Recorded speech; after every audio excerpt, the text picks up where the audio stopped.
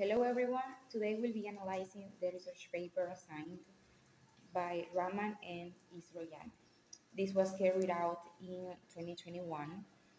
They focused on identifying the types and the frequency of the communication strategies used by a group of 20 students at this institute in Indonesia. They said students would often restrain themselves from participating due to fear of being mocked, and they started using strategies as a tool to boost their confidence by improving their communicative competence.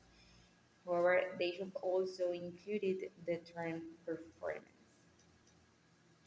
The theoretical framework. Well, the researchers grounded their work on these key theories. Communication strategies are attempts by language learners and also by language users in general to bridge the gaps in conversations and, well, to keep the communication going on. According to Mariani 2010, communication strategies need to be explicitly taught because they do not automatically transfer from L1 to L2. Based on Tarum 1981 and the work of Nakatani, they used these uh, these theories and inventory to link the specific strategies to the proficiency level of the students. I would have also added a chart to classify the theories they found used by the students, taking into account the additional frameworks. Well, they mentioned Dornier and Scott, the classification of direct strategies, interactional, and indirect strategies, but also the Fortune Transport taxonomy, which separates them into reduction and achievement strategies. I find it more suitable. There are other relevant theories that would have helped a lot and enriched this study. This is the communication accommodation theory, which examines how individuals um, adjust their communication based on their interlocutors.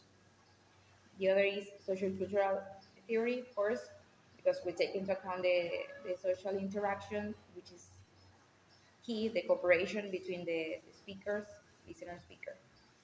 Also, the cognitive flow theory, the motivation theory, and the learner autonomy theory, because they examine how the student or the speaker's autonomy influences their choice and use of communication strategies.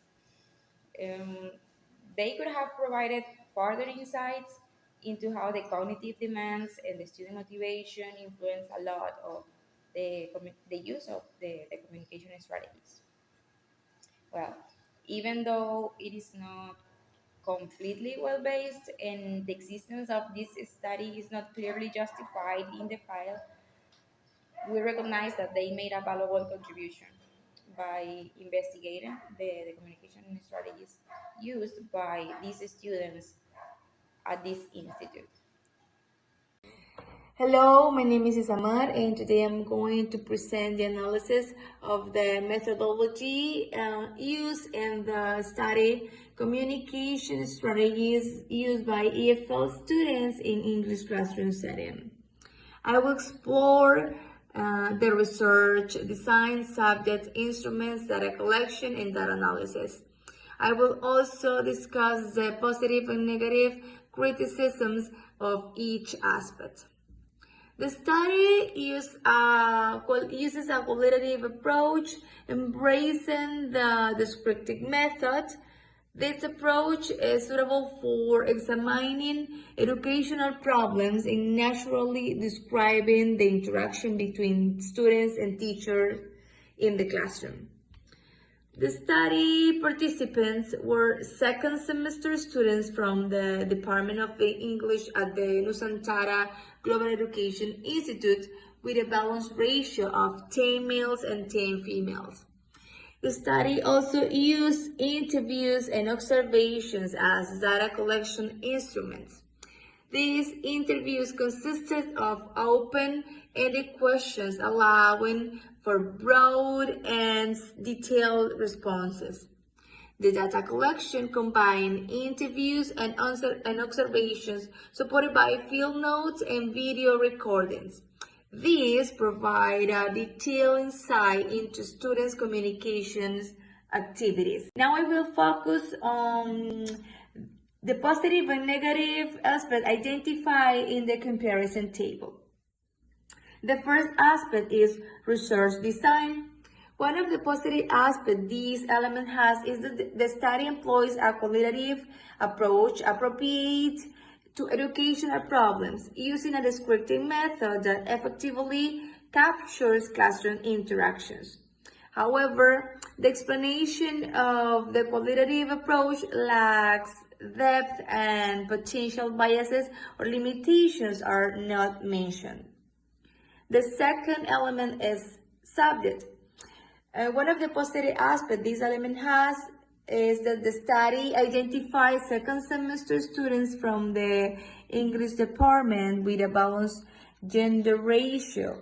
Despite this, the small sample size limits the generalizability of the results and the method of participant selection is unclear. While the instruments are the interviews and observations provide detailed and rich data, in contrast, the description of the instrument is superficial and there's no mention of the verification of reliability or validity. And according to data collection, one of the positive aspects this element could have is the combination of interviews and interaction and observations ensures the validity of the data. However, the sequence of data collection is not clear and the integration of data from different sources is not explained. And to finish this, the data collection used Durkheim and Scott taxonomies for a structure analysis, but on the other hand, there are insufficient details about the analysis process and bias in data interpretation is not discussed.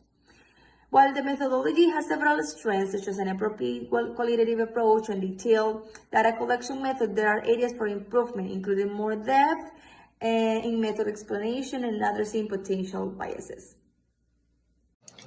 Hello everyone, this is Amelia Musset, and today I'm going to talk about the findings of this research. According to the data collected, it was found that there are many different types of communication strategies used by EFL students in English classroom settings. The first one is message abandonment. When the students start talking about a concept or about a topic and they forget about it, they stop in mid utterance. The second one is asking for repetition. When the students don't know or can't hear clearly the message, they are going to ask for a repetition. The third one is about circumlocution. When the students start talking about the characteristics of or the properties about a specific element or a specific object, instead of using the target language properly. And the last one is asking for clarification. This was the strategy the students used the most inside the classroom.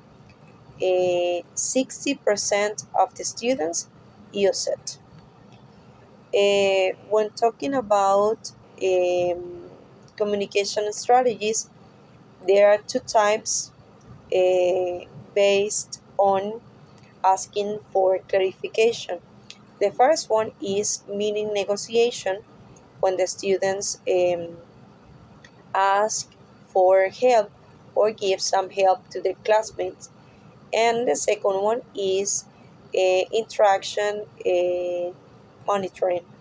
When the interlocutor start talking, they can occur some errors, and the listener or the reader or the hearer is going to forgive it, and is going to try to correct them.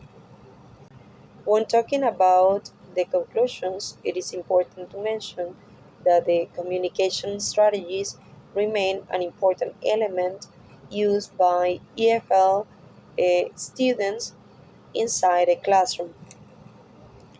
It is also important to mention that there are 7 types of communication strategies: asking for a clarification, asking for an explanation, asking for repetitions, circumlocution, message abandonment, meaning negotiation, and interaction monitoring.